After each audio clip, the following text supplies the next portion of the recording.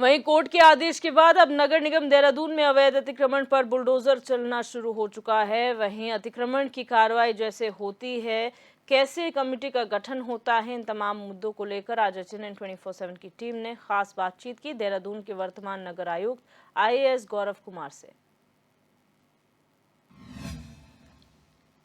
देहरादून नगर निगम ने अतिक्रमण के खिलाफ अब कार्रवाई कर दी है। आज से जो है अतिक्रमण के ऊपर बुलडोजर चलना शुरू हो गया है। क्या इसकी प्रक्रिया रहेगी और कब तक ये अतिक्रमण के ऊपर कार्रवाई होगी और किस प्रकार से ये पूरी प्रक्रिया हुई थी और किस प्रकार समिति का गठन हुआ था, उन तमाम मुद्दों को लेकर आज हम बात करेंगे नगर निगम देहरादून के वर्तमान नगर आयुक्त आईएएस गौरव कुमार जी से। सर, नगर आयुक्त आप हैं और आज से अतिक्रमण के खिलाफ कार्रवाई हो गई है, सर क्या कहना है? देखिए, माननीय एनजीटी में Niranjan Bagchi versus state of Uttarakhand में रिस्पना नदी के किनारे अतिक्रमण हटाने हेतु नगर निगम को आदेशित किया गया था। तत्क्रम में हमारे द्वारा एक टास्क फोर्स का गठन किया गया था। उस टास्क फोर्स ने 11 मार्च 2016 के पश्चात हुए अतिक्रमणों को चिन्हित किया।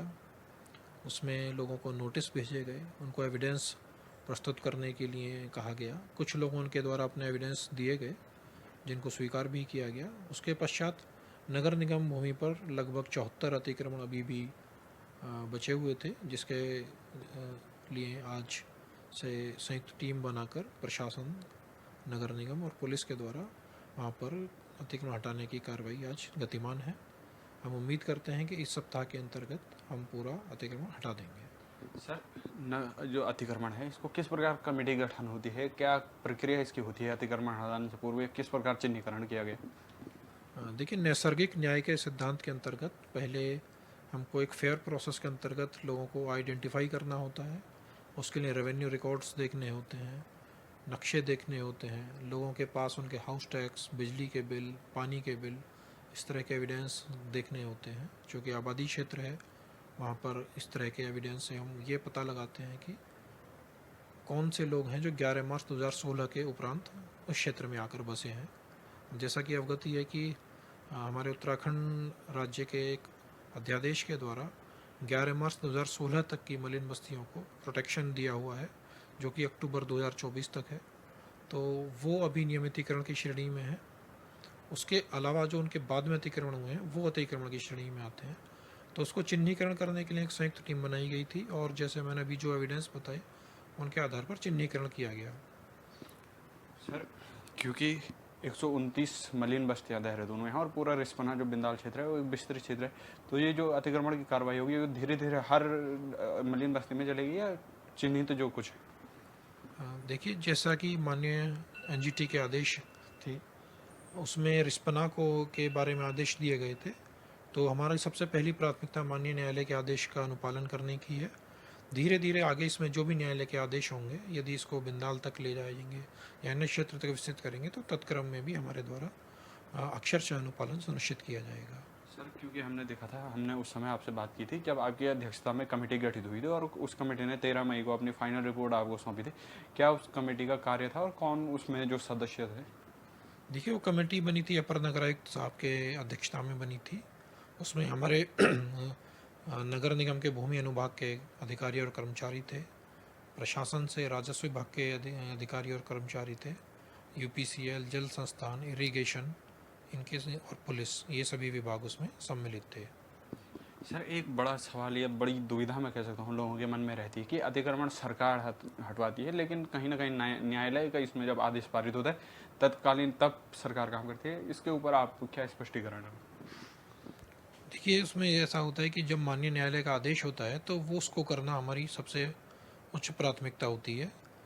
इसके अतिरिक्त हमारे द्वारा अलग अलग समय पर भी अभियान किए जाते रहे हैं, यद्यपि वो हम उस तरीके से मीडिया में नहीं आ पाते, पर पिछले एक वर्ष में हमारे द्वारा 177 अतिक्रमणों को हटाया गया है। सर, क्योंकि देहरादून एक विस्तृत क्षेत्र है और स्मार्ट सिटी प्रोजेक्ट भी इसमें चल रहा है, तो आगे हमको देहरादून मेन शहर में भी ये अतिक्रमण का हटाने की कार्रवाई दिखेगी या आगे और क्या कार्रवाई इसके ऊपर चलेगी?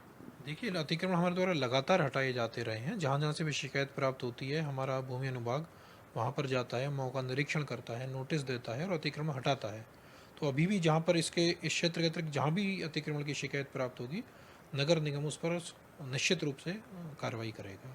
सर, क्योंकि और कुछ सवाल, क्योंकि गर्मियों का माहौल बढ़ रहा है, ऐसे में एक सफाई व्यवस्था बहुत बड़ी समस्या देहरादून में बनी है। विगत कुछ दिनों पहले हड़ताल पर भी सफाई कर्मचारी बैठे थे, अब उनकी समस्या का निराकरण हो गया? देखिए, जो इसमें एक दो बिंदु हैं जो हमारे द्वारा door to door waste collection का काम किया जाता है, वो आउटसोर्स किया गया है, सर्विसेज को उनका आउटसोर्स किया गया है। उसमें 3 कंपनी अलग अलग जोन्स में काम करती हैं। हमारे द्वारा उनको उनकी सर्विस के बदले हर महीने पेमेंट किया जाता है। नगर निगम द्वारा अपना पेमेंट समय से किया जा रहा है, लगातार किया जा रहा है। जो विवाद हो रहा है वो कंपनी और उनके कर्मचारियों के मध्य हो रहा है, कुछ मैनेजमेंट इश्यूज़ को लेके। हमारे द्वारा इस बारे में कंपनी को चेतावनी भी दी जाती रही है। कंपनी के मैनेजमेंट से बात भी की जाती है कि वो अपने स्तर से अपने कर्मचारियों का इश्यू रिजॉल्व करें, अपने ड्राइवर्स का इश्यू रिजॉल्व करें, या अन्य मैकेनिज्म जहाँ भी दिक्कत आ रही है उनको रिजॉल्व करें। और इस बार उनको अंतिम चेतावनी भी दी गई है कि अपने इश्यू यदि वो रिजॉल्व नहीं करते हैं, क्योंकि खामियाजा अल्टीमेटली नगर निगम और हमारे शहर की जनता को भोगना होता है। तो ये इस बारे में इनको स्पष्ट रूप से बता दिया गया है कि इसको बर्दाश्त नहीं किया जाएगा, और उनके द्वारा यदि इश्यू रिजॉल्व नहीं किए जाते हैं तो उनको कार्य से हटा दिया जाएगा। सर, और भी जो है सही पेयजल की समस्या देहरादून में लगातार बढ़ रही है, उसके ऊपर भी आप अगर कार्रवाई कर रहे हैं? देखिए, पेयजल उत्तराखंड जल संस्थान के द्वारा ऑपरेशंस किए जाते हैं, तो यदि कोई शिकायत हमारे पास प्राप्त होती है तो हम उसको जल संस्थान को रेफ़र कर देते हैं। जी सर, चलते चलते अंतिम सवाल, क्योंकि गर्मियाँ अपने चरम पर हैं, ऐसे में डेंगू मलेरिया ये जो रोग हैं वो लगातार बढ़ते हैं, ऐसे में सफाई को लेकर क्या व्यवस्थाएं हैं और किस प्रकार का रोड मैप देहरादून में बनाया जा रहा है? इस बारे में हमारे द्वारा 15 मार्च से ही गतिविधियां प्रारंभ कर दी गई थी, जिसमें फॉगिंग, लार्विसाइडल का छिड़काव, आईईसी एक्टिविटी। इसके अतिरिक्त जो बड़े नाले हैं या नदियों के क्षेत्र हैं उनमें मैकेनिकल वे में स्वीपिंग, उनकी सफाई। इसके अतिरिक्त जो छोटे नाले हैं जहाँ मैनुअल क्लीनिंग की जानी है वहाँ मैनुअली क्लीनिंग की जा रही है। कोई भी इसको जहाँ पर ऐसा लग रहा है कि जहाँ मच्छर पनप सकते हैं उसको एलिमिनेट किया जा रहा है। सर, चलते चलते अंतिम सवाल आपसे, नगर निगम देहरादून के अंदर जो सड़कें खुदी हुई हैं या जो सड़कों का काम चल रहा है, ये नालियाँ जगह जगह खुदी हैं, उनके ऊपर क्या कार्रवाई की जा रही है और कब तक वो काम पूरे कर दिए जाएंगे?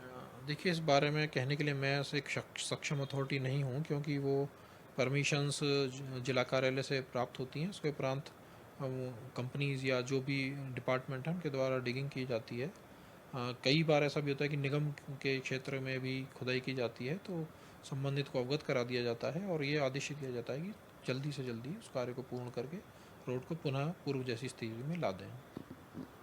तो आज हमने बात की नगर आयुक्त IAS गौरव कुमार जी से, जिन्होंने बात की रिस्पना पर अतिक्रमण हटाने को लेकर और किस प्रकार से अतिक्रमण हटाया गया, किस प्रकार वो कार्रवाई करने के लिए कमेटी का गठन हुआ, और नगर निगम देहरादून के अंदर चाहे पेयजल समस्या हो, सफाई व्यवस्था हो, चाहे सड़कों का निर्माण हो, तमाम मुद्दों को लेकर आज हमने चर्चा की। अब ऐसे ही तमाम खबरों के लिए अपने सहयोगी हिमांशु शर्मा के साथ मैं हिमांशु गौड़, HNN 24/7 देहरादून।